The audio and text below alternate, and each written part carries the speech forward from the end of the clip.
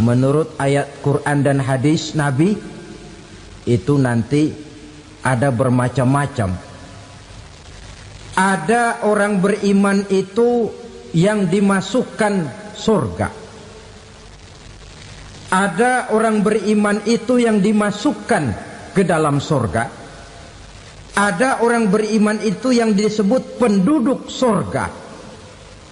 Kenapa lain-lain, Pak? Karena waktu di dunia amalannya juga lain-lain. Ada orang beriman yang masuk surga. Ini paling murah tiketnya. Mau masuk surga? Kata Nabi begini, ma min abdin qala la ilaha illallah thumma mata ala dhalik illa dakhalal jannah. Kalau seorang hamba sudah mengucap dua kalimat syahadat, dia yakin dengan kebenaran kalimat itu sampai matinya, orang itu akan masuk surga. Abi Dzar yang waktu itu diajak bicara heran, ya Rasul kok gampang betul? Iya. Walaupun orang itu mencuri, iya. Walaupun orang itu berzina, iya. Biar dia mencuri, biar dia berzina, kalau dia sudah mengucap dua kalimat syahadat, dia yakin dengan kebenaran kalimat itu sampai matinya, itu orang akan masuk surga. Jadi masuk surga cukup dua kalimat syahadat, yakin sampai mati, masuk surga. Itu perkara masuk. Tapi kalau pertanyaannya diterusin, masuknya kapan, Pak? Nah, ini lain lagi urusannya. Sebab ada yang masuknya itu langsung, ada yang mampir dulu. Di sana tempat cuma dua, kalau tidak surga, neraka. Mau ke surga tapi mampir dulu, yang mampirnya jelas di neraka. Kenapa? Dalam hadis qudsi ada riwayat, nanti itu di akhirat, setelah Allah selesai mengatur penduduk surga masuk surga, yang neraka masuk neraka, Allah berkata kepada malaikat Malik, malaikat Malik, labaik ya Allah, itu bajingan-bajingan tengik, manusia-manusia durjana yang waktu di dunia tidak mau sujud, jauh dari ulama, gemar melakukan yang munkarat dan maksiat, hidup di tengah masyarakat selalu jadi bibit keonaran, kufur, sudah masuk neraka semua. Sudah ya Allah. Nah, kalau sudah, coba sekarang kamu masuk, Malik. Saya, iya, masuk neraka. Mau apa ya Allah? Kata Allah, akhriju minan nar man kana fi qalbihi misqala habatin min khardalin min iman. Kau masuk neraka, cari di dalam neraka orang-orang yang ada imannya walaupun kecil sebesar biji zarah, angkat mereka keluar. Masuk malaikat Malik ke neraka, cari orang yang ada imannya, korek-korek. Ya repot, udah pada gosong. Yang ada imannya diangkat ke atas, yang ada imannya diangkat ke atas, lalu dimandikan di Nahrul Hayat, namanya sungai kehidupan di akhirat nanti. Cakep lagi rupanya, bersih lagi wajahnya, apel di hadapan Allah. Kata Allah, bagaimana mas? Kapok nggak sampean? Kapok ya Allah. Nah, kalau kapok, idhab fadkhulil jannah, pergi masuk surga sana. Berangkat mereka ke surga, ketemu sama teman-temannya yang udah sampai lebih dulu, yang nggak pakai mampir lagi. Terjadi dialog. Kata teman-temannya yang udah pada nyampe duluan, mas, iya, emang baru sampai? Saya baru sampai. Memang mampir di mana dulu mas? Kita sudah lama sampai di surga. Saudara buka surah Al-Muddatsir ayat 34-35. Ma salakakum fis saqar? Kenapa kamu mampir di neraka Saqar? Qalu lam naku minal musallin. Mereka menjawab, kami mampir di neraka Saqar mas, gara-gara dulunya kami waktu di dunia ndak pernah sholat. Ndak pernah sholat? Ndak pernah. Kan rumahnya dekat masjid, cuma dekat doang mas. Sholat mah enggak saya. Enggak pernah ngasih makan fakir miskin, enggak pernah hadir di majelis taklim, pendeknya enggak pernah melakukan kebajikan, maka saya pun mampir di neraka sakor. Untung betul saya punya iman mas sedikit. Waktu hidup di dunia dulu saya pernah mengucap 2 kalimat syahadat, sekali-kalinya waktu mau kawin. Masya Allah. Untung saja kawin, kalau nggak kawin polos.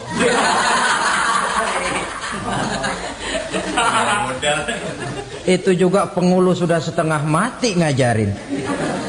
Asyhadu alla, asyaduaan, asyaduaan.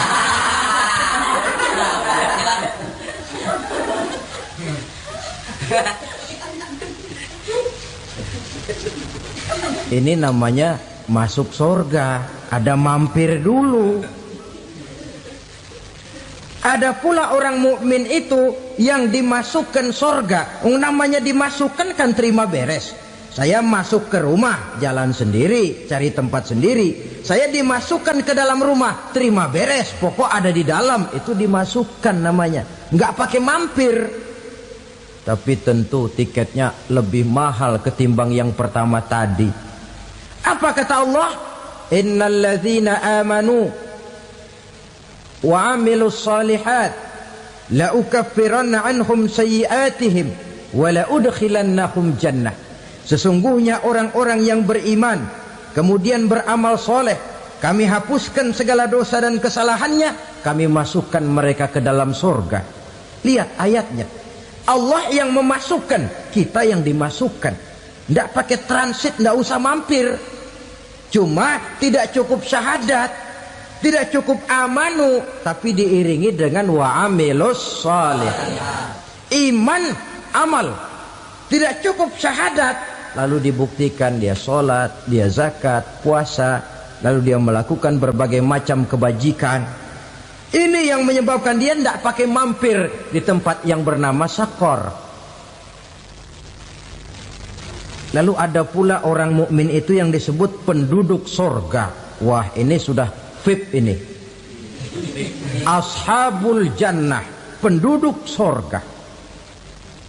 Siapa mereka? Kata Allah, innal ladzina amanu summa istaqamu fala khaufun alaihim wala hum yahzanun ulaika ashabul jannah hum fiha khalidun.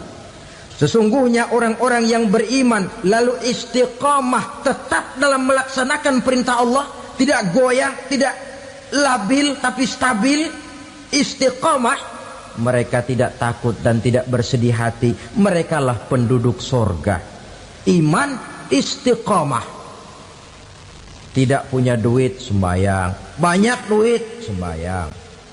Miskin, sembahyang. Kaya, tetap sembahyang. Istiqamah. Kadang orang kalau susah rajin ke masjid, banyak duitnya ngelihat masjid melengos. Waktu miskin hamba Allah, setelah kaya jadi hamba harta. Bergeser, tidak ada nilai istiqomahnya. Saudara-saudara, dengan begitu penduduk neraka itu dua. Ada penduduk permanen, ada penduduk yang semi permanen. Yang semi permanen orang-orang beriman yang mempunyai dosa besar. Mereka masuk ke neraka untuk menerima azab sesuai dengan dosanya. Bila selesai masa azab itu, mereka akan diangkat untuk ditempatkan kembali ke dalam surganya Allah Subhanahu wa ta'ala. Nah, dikala itulah saudara-saudara, ada yang disebut syafaat dari Rasulullah Sallallahu Alaihi Wasallam. Tapi tentu jangan lupa, syafaat ini ibarat kain menambal dia. Kita punya kain bolong-bolong sedikit, syafaat yang menambal. Sholat kita ada kurang dikit, sedekah kita ada campur riak dikit, amalan kita ada tidak karena Allah dikit, kita berharap syafaat. Jadi biarlah kain masih bolong-bolong, yang penting punya kain. Tapi kalau kainnya tidak ada, yang ditambal apanya? Sholat tidak, puasa tidak, zakat tidak, berharap syafaat saja. Ya, terlalu berlebihan itu. Saudara hadirin yang saya hormati, apabila selesai proses penghisaban, proses penghitungan, maka dikala itulah manusia terbagi dalam dua kelompok besar. Fariqun fil jannah wa fariqun fis sa'ir. Sekelompok orang-orang beruntung yang masuk ke dalam surga, dan sekelompok lagi masuk ke dalam neraka. Ibu-ibu, saudara-saudara kaum muslimin rahimakumullah. Pada pertemuan yang lalu sudah saya jelaskan bahwa hidup selalu berakhir dengan kematian. Apabila datang kematian menimpa seseorang, datanglah kiamat baginya. Itu yang disebut dengan kiamat kecil. Hakikatnya mati adalah perpindahan dari kehidupan di dunia ini menuju kehidupan di alam barzakh. Menunggu kita di alam barzakh sampai datangnya saat kiamat. Entah 10 tahun, entah 100 tahun, entah 1000 tahun, hanya Allah saja yang maha tahu. Adapun orang-orang beriman yang melakukan amal kebajikan dalam kehidupan di dunia ini, masa penantian yang lama di alam barzakh buat mereka sebentar saja. Tetapi bagi orang-orang kafir yang ingkar, yang tidak beriman kepada Allah, yang hidup di dunia cuma menumpuk-numpuk dosa, tentu penantian di alam barzakh akan merupakan waktu yang sangat lama. Bukankah dalam kehidupan kita waktu itu memang relatif? Contoh misalnya, bagi pemuda-pemudi yang sedang duduk asyik memadu cinta, waktu 4-5 jam saja rasanya cuma 4-5 menit. Tenggelam oleh keasikan. Tapi buat orang yang berbaring di rumah sakit, meratap di balik-balik apa itu tembok derita kata lagu, di balik dinding-dinding penjara, sehari bagai seminggu, seminggu rasa sebulan, sebulan boleh jadi rasa setahun. Penantian yang sangat lama. Kapan kiamat itu akan datang? Ini rahasia Allah. Jangankan kita yang orang awam, baginda Nabi sendiri tidak diberitahu oleh Allah kapan kiamat itu akan terjadi. Tetapi sungguh pun demikian, banyak hadis-hadis yang menjelaskan ciri atau tanda-tanda datangnya kiamat. Nah, kalau sudah bicara soal tanda, tanda kiamat itu ada dua. Pertama yang disebut alamatus sughra, tanda-tanda kecil. Ini waktunya masih ada tenggang. Ada yang dinamakan alamatul kubra, tanda-tanda besar. Artinya kiamat sudah diambang pintu.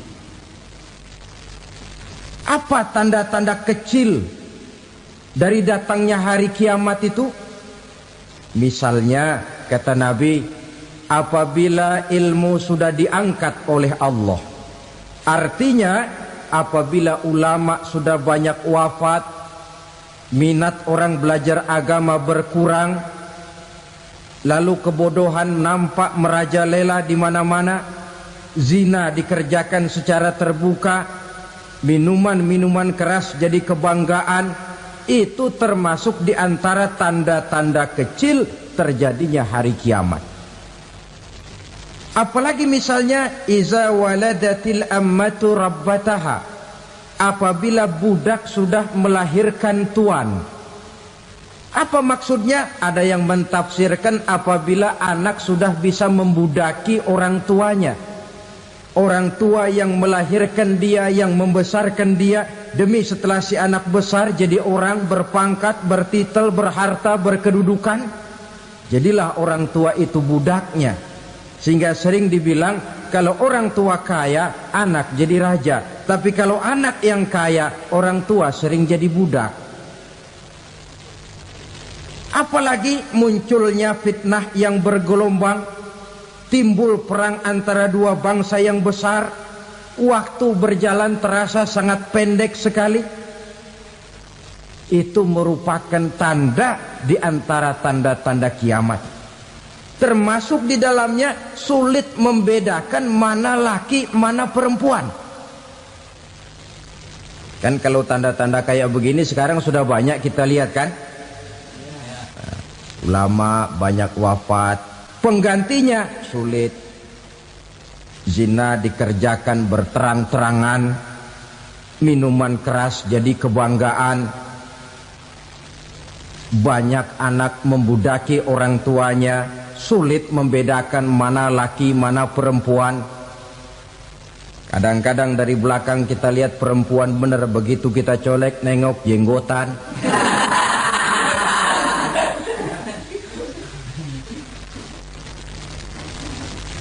Ini termasuk tanda-tanda kecil. Masih ada tenggang sampai akan terjadinya kiamat itu. Nah, yang dimaksud dengan tanda-tanda besar, ini tanda besar artinya kiamat sudah diambang pintu. Pertama, matahari terbit dari sebelah barat. Apabila matahari sudah terbit dari arah sebelah barat, tertutuplah sudah pintu taubat. Bersabda Nabi kita, la taqumus sa'atu hatta tatlu'a syamsu min maghribiha. Tidak akan datang hari kiamat sampai matahari terbit dari arah sebelah barat. Fa iza tala'at, manakala matahari telah terbit dari arah sebelah barat, wara'ahan nasu, manusia banyak menyaksikan itu, amanu ajma'un, mereka pun lalu beriman. Yang tadinya kafir, yang tadinya ingkar, yang tadinya membangkang, setelah melihat matahari terbit dari sebelah barat, buru-buru beriman, berlomba-lomba mengucap dua kalimat syahadat. Tapi apa yang terjadi? Kata Nabi, wadzalika hina la yanfa'u nafsan imanuha lam takun amanat min qabl. Hari itu adalah hari yang iman sudah tidak berguna lagi bagi seseorang apabila sebelumnya memang dia tidak pernah beriman. Au kasabat fi imaniha khaira, atau beriman tetapi tidak pernah melakukan kebajikan di dalam keimanannya itu. Hari yang sudah kasib, hari yang sudah terlambat, beriman tidak akan ada gunanya lagi. Ini pelajaran buat kita. Sebelum sang surya terbit dari sebelah barat, sebelum nafas sampai di tenggorokan, artinya pintu taubat masih terbuka. Kalau dua hal itu sudah terwujud, nafas sudah sampai di kerongkongan atau matahari sudah terbit dari arah sebelah barat, tertutuplah sudah pintu taubat. Tak ada lagi gunanya pangkat, jabatan, harta, bahkan beriman pun dalam suasana macam itu. Too late, kata orang Kulon. Sudah terlambat. Matahari terbit dari arah sebelah barat. Itu tanda besar, artinya kiamat sudah diambang pintu. Lalu apalagi tanda besar? Munculnya Dajjal. Dajjal artinya pendusta-pendusta yang menyesatkan manusia. Ada dua macam Dajjal, saudara. Ada Dajjal kecil. Ini Dajjal kelas teri. Kalau ini sejak zaman Rasulullah sudah ada itu. Tiap zaman ada. Di zaman Rasulullah misalnya ada yang bernama Aswad al-Unsi dari Yaman. Ada yang namanya Musailamah Al-Kazzab dari Yamamah. Ada yang namanya Ibnu Sayyad dari Madinah. Ini dajjal-dajjal di zaman Rasul. Musailamatul Kazzab memproklamirkan diri jadi nabi dia. Di zaman Rasul masih hidup. Ini dajjal zaman Nabi. Di zaman sahabat muncul dajjal-dajjal. Di zaman kita sekarang ini dajjal-dajjal pun gentayangan. Dajjal-dajjal kelas teri. Kerjanya mendustakan manusia, menyesatkan manusia, memalingkan manusia dari jalan yang benar dan diridhoi oleh Allah Subhanahu wa taala. Adapun yang merupakan tanda besar dari datangnya kiamat, dajjal-dajjal kelas kakap. Pembohong-pembohong besar yang menyesatkan masyarakat manusia berpaling dari jalan Allah mengikuti jalan mereka. Apa sih ciri dajjal itu? Kata Nabi dalam hadis Bukhari Muslim, inna dajjala, sesungguhnya yang namanya dajjal itu yakhruju, satu saat akan muncul mendekati hari kiamat. Wa inna ma'ahu ma'an, si dajjal ini membawa air, wa naran, dan juga membawa api. Dua simbol. Di tangan yang satu dia bawa air, di tangan yang satu dia bawa api. Wa ammal ladzi yarahu an-nasu ma'an fanarun. Adapun yang orang banyak lihat air, hakikatnya adalah api. Yang dilihat api, hakikatnya adalah air. Oleh sebab itu, kalau api yang ditawarkan, ambillah air. Kalau air yang ditawarkan, pilihlah api. Maksudnya apa ini? Ini bahasa simbol, saudara-saudara. Dajjal bicaranya seolah-olah untuk kepentingan manusia. Menawarkan surga. Surga yang dia tawarkan hakikatnya neraka. Hai manusia, kalau kau mau bahagia, jangan dekat-dekat dengan agama. Solat itu tidak efektif dan efisien, tidak produktif dari segi ekonomi itu. Menghadiri majelis taklim cuma buang-buang waktu. Tahajud, tasbih, tahlil, baca Quran, apa itu? Pekerjaan mubazir saja. Hidup ini cuma sekali, masa yang cuma sekali, manfaatkan dengan sebaik-baiknya. Mumpung, dibawanya sifat mumpung tetapi dalam pengertian yang sangat negatif. Bicaranya seolah-olah untuk kepentingan manusia, tetapi sebenarnya menjerumuskan manusia. Menawarkan air, tapi sebenarnya api. Menawarkan api, tapi hakikatnya air. Buat apa kamu sholat? Buat apa kamu bayar zakat? Buat apa kamu puasa?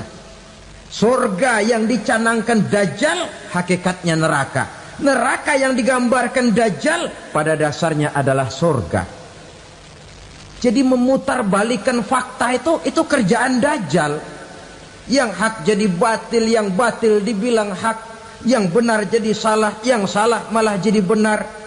Tuntunan disuruh jadi tontonan, tontonan malah menjadi tuntunan. Itu pekerjaan dajjal profesinya. Zamannya Nabi Adam, dajjalnya kan iblis. Betul? Betul. Apa sih gang kerayuan iblis itu? Allah setelah menciptakan Nabi Adam kan bilang, Adam, kau dan istrimu Hawa tinggal di surga ini. Seluruh fasilitas yang ada di surga persilahkan kau nikmati. Satu yang tidak boleh, jangan coba-coba dekati pohon khuldi. Dekat saja jangan, apalagi sampai memetiknya. Datang dajjal yang namanya iblis ini. Adam, kamu tahu nggak kenapa tidak boleh makan buah khuldi? Ya nggak tahu, pokoknya saya dilarang. Bodoh kamu Dam. Khuldun artinya kekal. Kalau kamu makan itu buah, kau akan kekal di surga buat selamanya. Allah tidak kepengen, maka dilarang kamu makan buah khuldi. Kalau kau ingin kekal di surga Adam, makan saja. Saya bicara begini ini untuk kepentingan kamu Adam. Ini kan ciri-ciri Dajjal. Bicaranya sih seolah-olah untuk kepentingan Nabi Adam, hakikat sebenarnya menjerumuskan Nabi Adam supaya ingkar dan melanggar larangan dari Allah Subhanahu wa ta'ala. Jadi setelah muncul Dajjal, timbul kekacauan-kekacauan di masyarakat. Banyak yang terpengaruh, terpedaya dan terpesona. Termasuk mereka yang memproklamirkan diri jadi nabi, mereka yang memproklamirkan diri jadi rasul di zaman sesudah Rasulullah wafat. Itu adalah Dajjal. Maka saya ingatkan, kalau di zaman kita sekarang ini ada orang ngaku jadi nabi, ada orang ngaku jadi rasul, biar bahasa Arabnya kental, Quran hafal, hadis ribuan hadis hafal, biar pakai serban sampai menyengser ke tanah, bahasa Arabnya fasih, tapi dia mengaku jadi nabi, jadi rasul, kita umat Islam wajib tidak percaya. Wajib untuk tidak percaya. Itulah Dajjal zaman kita sekarang ini. Tidak mustahil mereka datang mempengaruhi orang awam supaya berpaling dari Rasulullah, mengikuti mereka. Nah, di akhir zaman nanti, mendekati hari kiamat, Dajjal ini muncul. Dajjal kelas kakap, menyesatkan masyarakat manusia untuk berpaling dari Islam, mengikuti seruan mereka. Apalagi di antara datangnya kiamat itu, tanda yang besar itu, turunnya Nabiullah Isa Al-Masih, putra Maryam. Menurut berbagai hadis yang sahih, Nabi Isa Al-Masih nanti akan turun lagi. Tidak membawa risalah yang baru, tapi meluruskan risalah Islam ini yang telah banyak ditinggalkan oleh masyarakat. Bahkan ada hadis menjelaskan beliau akan membunuh Nabi, mematahkan kayu-kayu salib, lalu melaksanakan haji dan umrah mengikuti syariat Nabi Muhammad, bukan membawa agama baru. Menjadi semacam mujaddid, reformer, menyelamatkan manusia dari bisikan Dajjal. Bahkan ada riwayat yang menjelaskan bahwa Nabi Isa berhasil mengalahkan Dajjal, mengembalikan masyarakat manusia kembali kepada ajaran Islam yang datang dari Allah, dibawa oleh Rasulullah Sallallahu Alaihi Wasallam. Dengan kata lain, turunnya Nabi Isa bukan sebagai Nabi dan Rasul baru, tetapi mengikuti syariat Nabi kita Muhammad Sallallahu Alaihi Wasallam. Saudara hadirin, ibu-ibu hadirat yang saya hormati, kemudian apalagi di antara tanda-tanda besar akan datangnya kiamat itu? Keluarnya asap atau awan. Kata Nabi, inna min asrati sa'ah dukhanan yamla'u ma bainal masyriqi wal maghrib. Di antara tanda-tanda kiamat, munculnya awan antara langit dan bumi. Ini pun diperkuat dalam surah Ad-Dukhan ayat 10. Fartaqib yauma ta'tis sama bidukhanim mubin fayughshan nas hadza azabun alim. Bagi orang-orang yang beriman, mereka biasa-biasa saja. Tapi bagi orang kufur, datangnya asap dan awan ini merupakan azab yang kelewat pedih. Barangkali sedikit mendekati gambaran tentang azab yang pedih ini, saya ingatkan alam pikiran kita kepada peristiwa yang belum lama terjadi.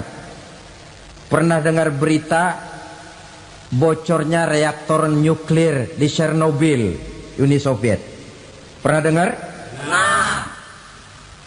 Bocornya reaktor nuklir di Chernobyl yang mengakibatkan ratusan bahkan sangat mungkin ribuan nyawa. Cuma satu reaktor. Bagaimana kalau seluruh cadangan nuklir yang dimiliki oleh para negara adikuasa ini diledakkan? Bahkan yang konon menurut catatan cadangan nuklir yang dimiliki bersama oleh Amerika dan Rusia sekarang ini sudah sanggup memusnahkan 6 miliar manusia, 1,5 kali lebih banyak dari jumlah manusia yang nongkrong di permukaan bumi ini. Saudara-saudara hadirin yang saya hormati, lalu saat mendekati hari kiamat, apalagi tandanya? Setelah Nabi Isa wafat, pada saat turunnya yang kedua kali, lalu Allah meniupkan angin sejuk. Semua orang-orang beriman, orang-orang baik wafat, sehingga penghuni bumi ini cuma tinggal lagi terdiri dari orang-orang kafir. Tidak ada lagi di bumi ini yang bisa mengucapkan Allah. Sehingga dalam hadis qudsi itu ada keterangan, innallaha azza wa jalla yaqulu li Israfil. Allah pernah pesan kepada malaikat Israfil, kata Allah, Israfil, iza sami'ta qailan yaqul Allah Allah fa akhirin nafakh 40 sanatan ikraman liqailiha. Hai Israfil, apabila kau dengar di permukaan bumi masih banyak orang yang mengucapkan Allah Allah, maka tunda sangkakala kiamat itu 40 tahun. Untuk apa? Ikraman liqailiha, menghormati orang yang mengucapkan Allah Allah itu. Wah, jadi karena sekarang masih banyak yang mengucapkan Allah, besar hatilah kita, masih jauh kiamat itu. Tapi jangan lupa, kiamat pribadi, kiamat kecil itu yang gak kita sangka-sangka. Ajal datang mencabut nyawa, itu kiamat pribadi. Dan itu yang pasti kita hadapi, dan itu yang membuat kita tidak boleh bersikap main-main di dalam kehidupan sekarang ini. Saudara hadirin yang saya hormati, tidak ada lagi orang-orang muslim. Seluruh penduduk dunia ini kafir. Lalu terciptalah struktur sosial yang berlandaskan prinsip hidup semau gue. Bakal terjadilah prinsip di mana yang kaya menyantap yang miskin, yang kuat menindas yang lemah. Hidup sudah bagaikan di rimba belantara, berlaku hukum rimba. Siapa yang kuat dia yang menang, siapa yang lemah menjadi mangsa. Timbul kekacauan, maksiat merajalela, munkarat menjadi-jadi, sehingga isi bumi ini penuh dengan segala macam perbuatan dosa.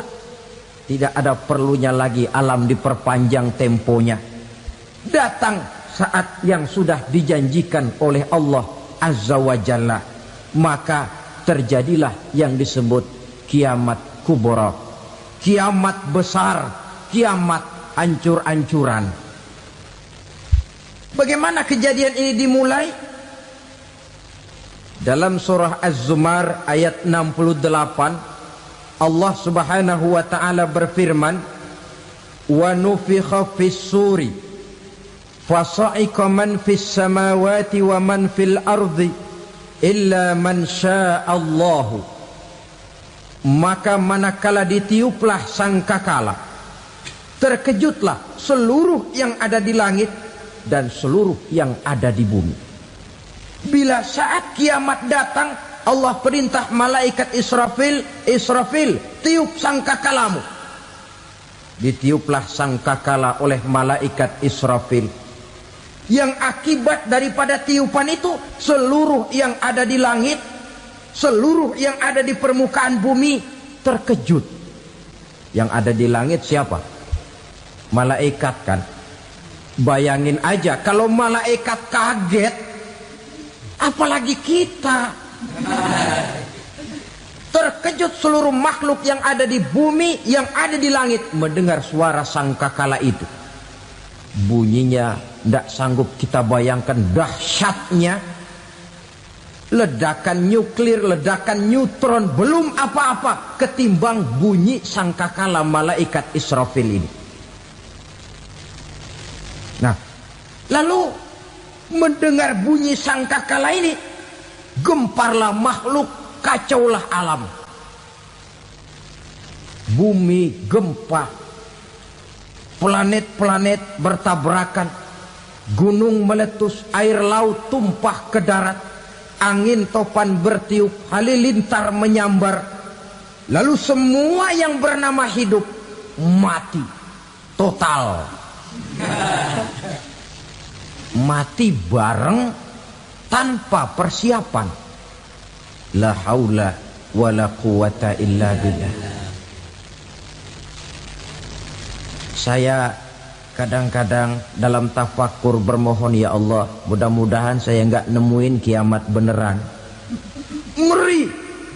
Tidak bisa kita bayangkan macam apa suasana seperti itu. Allah saja banyak memberikan gambaran, misalnya Al-Qari'ah, wa mal qari'ah, wa ma adraka mal qari'ah. Kejadian yang menggemparkan. Tahukah kamu apa kejadian yang menggemparkan itu?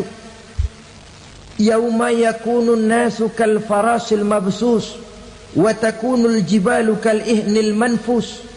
Pada saat itu manusia berterbangan bagai kupu-kupu, gunung berterbangan seperti kapas ditiup angin. Gunung saja macam kapas, konon lagi manusia. Kematian total, mulai semut sampai gajah mati, jin mati, iblis mati, malaikat mati. Malaikat saja mati. Saudara hadirin yang saya hormati, kematian total yang tanpa persiapan. Orang bilang, Pak, kalau mati bareng begitu yang repot malaikat maut dong ya. Cabut sana, cabut sini. Itu kalau menurut logika kita, mestinya begitu menurut logika. Tapi logika juga yang nggak perlu serepot itu. Sebab untuk mematikan listrik di wilayah DKI, di wilayah Jakarta, nggak perlu tiap rumah didatengin, matiin, ya lama. Cukup dari kantor pusatnya saja PLN, tekan satu tombol, gelaplah seluruh Jakarta. Saudara hadirin yang saya hormati, kematian total. Lalu setelah kematian total, planet-planet juga mati, dalam arti tidak bergerak dan beredar. Angin mati, dalam arti tidak bertiup. Air mati, dalam arti tidak ada riak gelombang. Pokoknya semua mati. Kullu nafsin za'iqatul maut. Semua yang bernafas mati. Dalam ayat lain, kullu man 'alaiha fan. Semua yang ada di permukaan bumi fana. Yang kekal cuma Allah Subhanahu wa ta'ala. Yang paling belakang mati, malaikat maut dan malaikat Israfil. Tapi mati juga sesuai dengan janji Allah. 10 lamanya. Tidak dijelaskan oleh Abi Hurairah 40 jam, apa 40 hari, apa 40 tahun. Hadis-hadis cuma menyebutkan 40 saja. Sunyi alam, yang tinggal cuma Allah saja lagi. Ketika itu Allah berseru-seru, katanya, limanil mulkul yauma. Siapa para penguasa hari ini? Mana itu raja-raja dan penguasa yang dulu mengaku jadi Tuhan? Fir'aun. Mana Fir'aun sekarang? Yang dulu jadi raja, merasa berhasil, sombong, lalu tidak mau turun-turun dari kekuasaannya, sampai kepada puncak kekurang ajarannya mengangkat diri jadi Tuhan. Mana itu Fir'aun? Namrus. Mana sekarang Namrus? La ilaha illa ana. Ternyata tidak ada Tuhan lain selain daripada aku, kata Allah. Proses kemudian, saudara-saudara, turunlah hujan dari langit. 40 lamanya hujan itu. Tidak jelas juga 40 jam apa 40 hari. Setelah air turun membasahi, datanglah tiupan sangkakala yang kedua. Semua yang bernama mati bangkit dari kuburnya masing-masing. Ini yang disebut Yaumul Ba'thi, hari kebangkitan. Allahu Akbar. Pada saat kita bangkit dari kubur kita masing-masing, kumpul di padang mahsyar namanya. Bayangin aja, saya sendiri nggak sanggup bayangin. Manusia sejak zaman Adam sampai zaman kiamat kumpul bareng di tempat sama. Berapa banyaknya itu?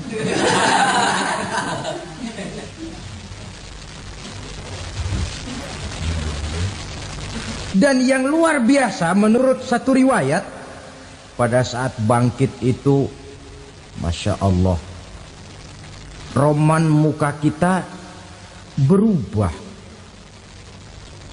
disesuaikan dengan amalan kita waktu di dunia ini. Barang siapa yang waktu di dunia amalannya itu amalan tikus, di akhirat nanti dia bangkit dari kubur, mukanya seperti muka tikus. Gagah betul badannya, tapi mukanya seperti tikus. Kenapa? Amalannya waktu di dunia seperti amalan tikus.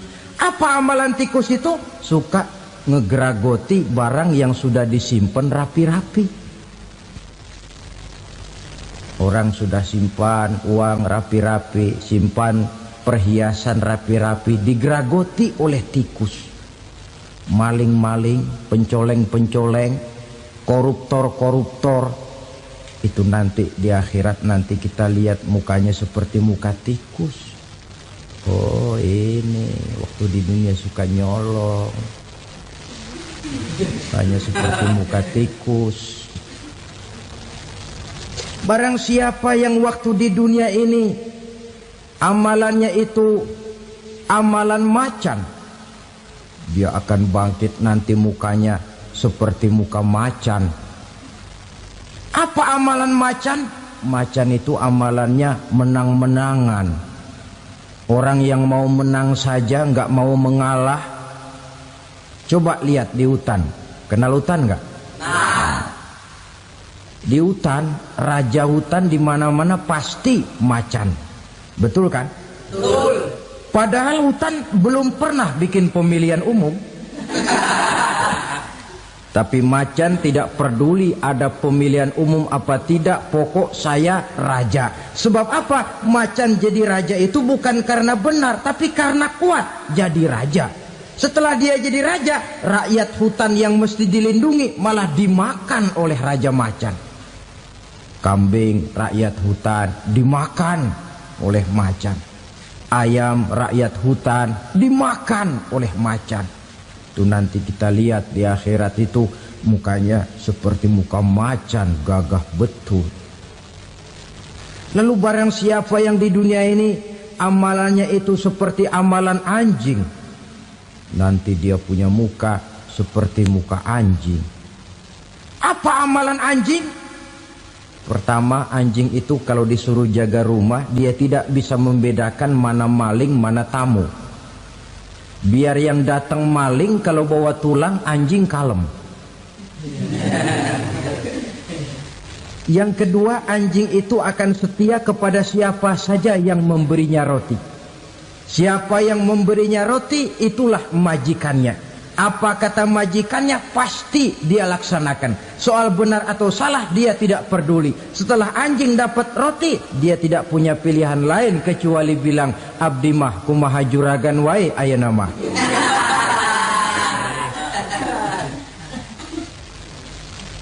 Saudara hadirin yang saya hormati, berkumpul di padang mahsyar, tiap orang sibuk dengan persoalannya masing-masing. Matahari waktu itu didekatkan oleh Allah. Panas luar biasa.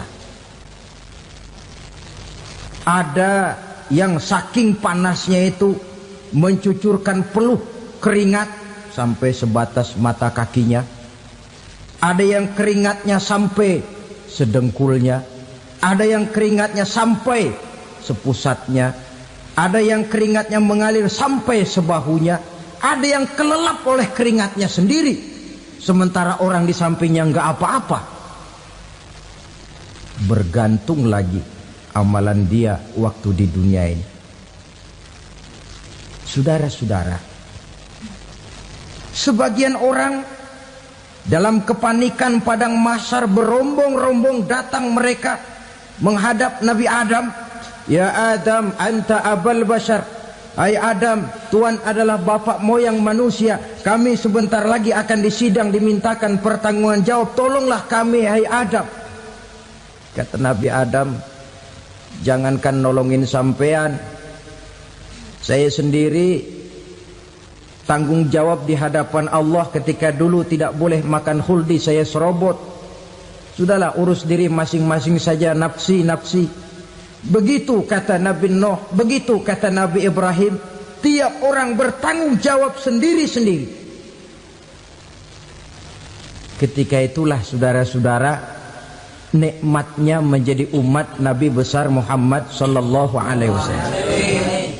Sebab apa? Walaupun menurut abjad kita ini umat paling belakang, paling belakang kita ini toh, karena Nabi Muhammad adalah Nabi akhir, tapi akan dihisap lebih dulu, lewat di atas sirat lebih dulu, masuk surga lebih dahulu ketimbang umat-umat belakangan. Ketika Rasul mendekati ajal, beliau tanyakan itu kepada malaikat Jibril. Malaikat Jibril berkata, Muhammad jangan khawatir, Allah sudah berjanji, inni haramtul jannata ala sairil anbiya hatta tadkhulaha anta wa haramtuha ala sairil umami hatta tadkhulaha ummatuka. Surga aku haramkan buat seluruh nabi kecuali kalau engkau Muhammad sudah masuk ke dalamnya, dan surga aku haramkan buat seluruh umat kecuali kalau umatmu Muhammad sudah masuk ke dalamnya. Logikanya, walaupun menurut abjad kita umat paling belakang, bakal dihisap paling dulu, lewat di atas sirat paling dulu, masuk surga paling dulu, kalau mampir ke neraka juga paling dulu. Ya resiko. Jangan mau enaknya aja paling dulu. Saudara hadirin yang saya hormati, setelah masa kebangkitan itu jangan dikira begitu bangkit langsung diperiksa. Masih menunggu menanti ribuan tahun perhitungan padang mahsyar untuk sampai kepada proses yang disebut yaumul hisab, hari perhitungan. Seorang demi seorang bakal dipanggil. Bayangkan saja, kita se-RT saja di absen, kadang-kadang perlu waktu lama. Ini manusia sejak zaman Nabi Adam sampai datang hari kiamat, satu demi satu disidang di hadapan Qadhi Rabbul Jalil. Status sosial copot sudah waktu itu. Yang pernah jadi hartawan di situ tidak lagi kelihatan kehartawanannya. Yang pernah jadi jenderal tidak lagi dipanggil jenderalnya. Yang ustadz tidak lagi dipanggil al-mukarramnya. Seluruh status sosial selesai. Dipanggillah kita seorang demi seorang menghadap Qadhi Rabbul Jalil. Bagaimana proses penghisaban itu? Pertama, proses tanya jawab. Di antaranya ada hadis menyatakan, lan tazula qadama 'abdin yaumal qiyamah hatta yus'ala an arba'i khisalin. Besok di hari kiamat tidak akan bergeser telapak kaki seorang hamba sampai dia ditanya lebih dulu tentang 4 persoalan. Tentang ilmunya. Kemana ilmu itu diamalkan? Tentang umurnya. Di mana umur itu dihabiskan? Tentang masa mudanya. Kemana masa muda itu dipakai? tentang hartanya, dari mana harta itu didapat dan kemana harta itu dibelanjakan. Ini termasuk proses tanya jawab. Jadi kalau istilah pengadilan dunia, nama Fulan bin Fulan. Kamu waktu di dunia diberikan umur panjang untuk apa? Pernah mengalami masa muda, kemana kau habiskan masa remajamu? Kau diamanahkan ilmu, dengan apa ilmumu kau amalkan? Kau diberikan harta, dari mana harta kau dapat, kemana kau belanjakan? Tak seorang pun yang bisa mungkir. Sebab apa? Dikala itu yang menjadi saksi bukan orang. Yang menjadi saksi adalah seluruh anggota badan kita. Tangan bicara, kaki jadi saksi terhadap seluruh amalan yang pernah kita kerjakan pada saat kehidupan di alam dunia ini. Selesai proses tanya jawab, lalu diperlihatkan buku catatan kita waktu hidup di dunia ini. Jangan lupa Allah itu menyiapkan 2 superkomputer kepada kita. Sebelah ditempelin sebelah kanan, yang sebelah tempelin di sebelah kiri. Komputer itu namanya Raqib dan Atid. 2 malaikat yang apabila baik kita lakukan, refleks saja akan menulis kebajikan kita. Jahat kita kerjakan akan tertulis. Catatan itu nanti diperlihatkan kepada kita. Waduh, alangkah malunya pada saat diperlihatkan catatan kita, buku rapot kita merah melulu. Barangkali diperiksa sambil diomelin, brengsek lo. Buku merah melulu begini, bagaimana waktu hidup di dunia? Tidak cukup diperlihatkan buku catatan kehidupan, rekaman kehidupan. Rekaman kehidupan kita secara utuh sejak terlahir sampai ajal datang merenggut nyawa. Barangkali mirip dengan video sekarang ini, di mana terekam dengan baik seluruh kegiatan kita, sejak yang sekecil-kecilnya sampai kepada yang sebesar-besarnya. Untuk kemudian kita pun menerima balasan. In khairan fa khairun wa in syarran fa syarrun. Kalau baik ya baik balasannya, kalau jahat ya jahat juga balasannya. Catatan-catatan kita diberikan. Kalau banyak kebajikannya diberikan di tangan kanan dengan cara yang halus. Kalau banyak kejahatannya diberikan dari sebelah kiri atau dilempar dari belakang. Itulah sebabnya sejak di dunia ini kita sudah mohon kepada Allah. Ketika berwudu membasuh tangan kanan, apa kita bilang? Allahumma a'tini kitabi biyamini wa hasibni hisaban yasira. Ya Allah, berikan saya kitab di tangan kanan, dan kalau saya memang perlu dihisap, hisaplah saya yang seringan-ringannya. Tangan kiri berlindung kita kepada Allah, jangan sampai diberikan kitab di tangan kiri atau dari arah sebelah belakang. Wa a'udzubika an tu'tiya kitabi bishimali aw min wara'i zuhri, dari arah sebelah belakang. Na'udzubillah min dzalik. Setelah selesai lewat proses penghisaban, lewat mizan, timbangan, maka yang sudah selesai dihisab itu bergeraklah menuju sirat, jembatan yang terbentang menuju surga melalui neraka. Saudara-saudara, panjangnya perjalanan sirat itu memakan waktu ratusan tahun. Tetapi orang yang lewat di atas sirat pun macam-macam, bergantung amalannya ketika di dunia ini. Ada yang lewat di atas sirat itu kal barkil khatib, seperti kilat yang menyambar, lep, sudah sampai dia di surga. Cepat bukan main. Ada yang lewat di atas sirat itu seperti orang lari-lari. Ada yang lewat di atas sirat itu seperti orang jalan biasa.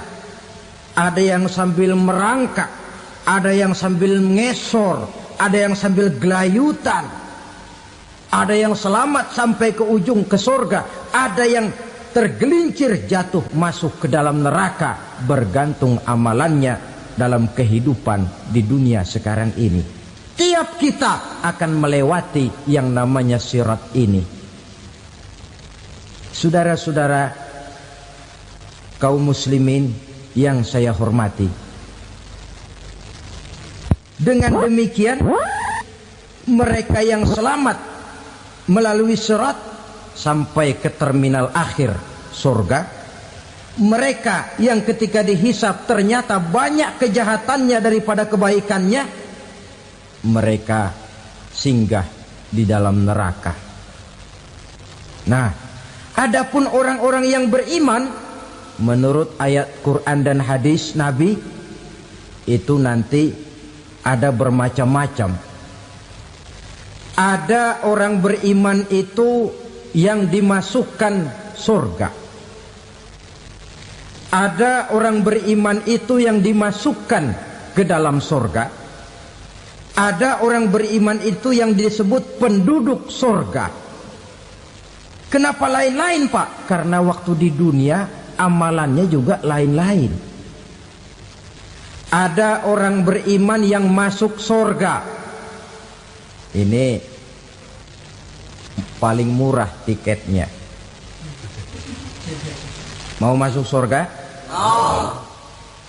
Kata Nabi begini, ma min abdin qala la ilaha illallah thumma mata ala dhalik illa dakhalal jannah. Kalau seorang hamba sudah mengucap dua kalimat syahadat, dia yakin dengan kebenaran kalimat itu sampai matinya, orang itu akan masuk surga. Abi Dzar yang waktu itu diajak bicara heran, ya Rasul kok gampang betul? Iya, walaupun orang itu mencuri, iya, walaupun orang itu berzina, iya, biar dia mencuri, biar dia berzina, kalau dia sudah mengucap dua kalimat syahadat, dia yakin dengan kebenaran kalimat itu sampai matinya, itu orang akan masuk surga. Jadi masuk surga cukup dua kalimat syahadat, yakin sampai mati, masuk surga. Itu perkara masuk. Tapi kalau pertanyaannya diterusin, masuknya kapan, Pak? Nah, ini lain lagi urusannya. Sebab ada yang masuknya itu langsung, ada yang mampir dulu. Di sana tempat cuma dua, kalau tidak surga, neraka. Mau ke surga tapi mampir dulu, yang mampirnya jelas di neraka. Kenapa? Dalam hadis qudsi ada riwayat, nanti itu di akhirat, setelah Allah selesai mengatur penduduk surga masuk surga, yang neraka masuk neraka, Allah berkata kepada malaikat Malik, malaikat Malik, labaik ya Allah, itu bajingan-bajingan tengik, manusia-manusia durjana yang waktu di dunia tidak mau sujud, jauh dari ulama, gemar melakukan yang munkarat dan maksiat, hidup di tengah masyarakat selalu jadi bibit keonaran, kufur, sudah masuk neraka semua. Sudah ya Allah. Nah, kalau sudah, coba sekarang kamu masuk, Malik. Saya, iya, masuk neraka. Mau apa ya Allah? Kata Allah, akhriju minan nar man kana fi qalbihi misqala habatin min khardalin min iman. Kau masuk neraka, cari di dalam neraka orang-orang yang ada imannya walaupun kecil sebesar biji zarah, angkat mereka keluar. Masuk malaikat Malik ke neraka, cari orang yang ada imannya, korek-korek. Ya repot, udah pada gosong. Yang ada imannya diangkat ke atas, yang ada imannya diangkat ke atas, lalu dimandikan di Nahrul Hayat, namanya sungai kehidupan di akhirat nanti. Cakep lagi rupanya, bersih lagi wajahnya, apel di hadapan Allah. Kata Allah, bagaimana mas? Kapok nggak sampean? Kapok ya Allah. Nah, kalau kapok, idhab fadkhulil jannah, pergi masuk surga sana. Berangkat mereka ke surga. ketemu sama teman-temannya yang udah sampai lebih dulu, yang nggak pakai mampir lagi. Terjadi dialog. Kata teman-temannya yang udah pada nyampe duluan, "Mas, iya, emang baru sampai?" "Oh, saya baru sampai." "Memang mampir di mana dulu, Mas? Kita sudah lama sampai di surga." Saudara buka surah Al-Muddatsir ayat 34-35. "Ma salakakum fis saqar?" Kenapa kamu mampir di neraka Saqar? Qalu lam naku minal musallin. Mereka menjawab, kami mampir di neraka Saqar, Mas, gara-gara dulunya kami waktu di dunia tidak pernah sholat. Tidak pernah sholat? Tidak pernah. Kan rumahnya dekat masjid. Cuma dekat doang, Mas. Sholat mah enggak saya. Enggak pernah ngasih makan fakir miskin, enggak pernah hadir di majelis taklim, pendeknya enggak pernah melakukan kebajikan. Maka saya pun mampir di neraka Saqar. Untung betul saya punya iman, Mas, sedikit. Waktu hidup di dunia dulu saya pernah mengucap 2 kalimat syahadat. Sekali-kalinya waktu mau kawin. Masya Allah. Untung saja kawin. Kalau nggak kawin polos.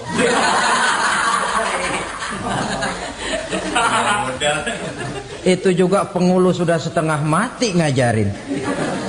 Asyhadu alla, asyaduaan, asyaduaan.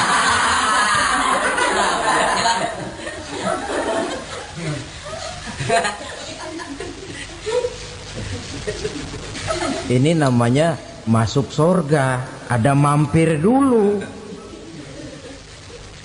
Ada pula orang mukmin itu yang dimasukkan surga. Namanya dimasukkan kan terima beres.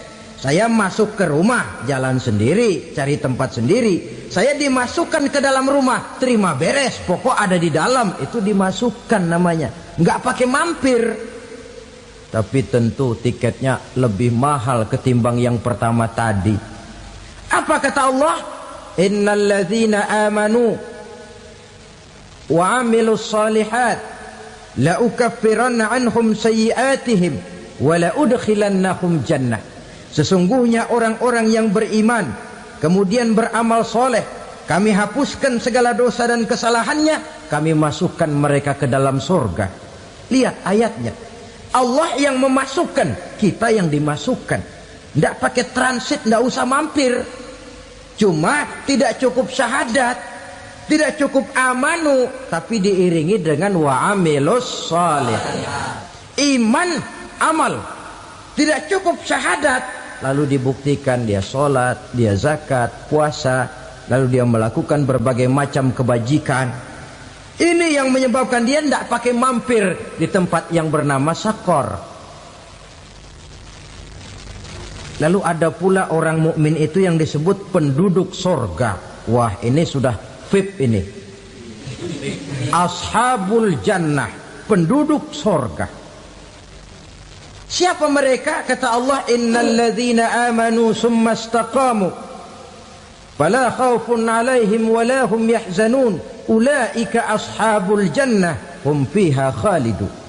Sesungguhnya orang-orang yang beriman lalu istiqamah, tetap dalam melaksanakan perintah Allah, tidak goyang, tidak labil tapi stabil, istiqamah, mereka tidak takut dan tidak bersedih hati. Merekalah penduduk surga.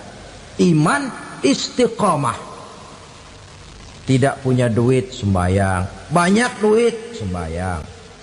Miskin, sembayang. Kaya, tetap sembahyang, istiqomah. Kadang orang kalau susah rajin ke masjid, banyak duitnya ngelihat masjid melengos. Waktu miskin hamba Allah, setelah kaya jadi hamba harta. Bergeser, tidak ada nilai istiqomahnya. Saudara-saudara, dengan begitu penduduk neraka itu dua. Ada penduduk permanen, ada penduduk yang semi permanen. Yang semi permanen orang-orang beriman yang mempunyai dosa besar. Mereka masuk ke neraka untuk menerima azab sesuai dengan dosanya. Bila selesai masa azab itu, mereka akan diangkat untuk ditempatkan kembali ke dalam surganya Allah Subhanahu wa ta'ala. Nah, dikala itulah saudara-saudara, ada yang disebut syafaat dari Rasulullah Sallallahu Alaihi Wasallam. Tapi tentu jangan lupa, syafaat ini ibarat kain menambal dia.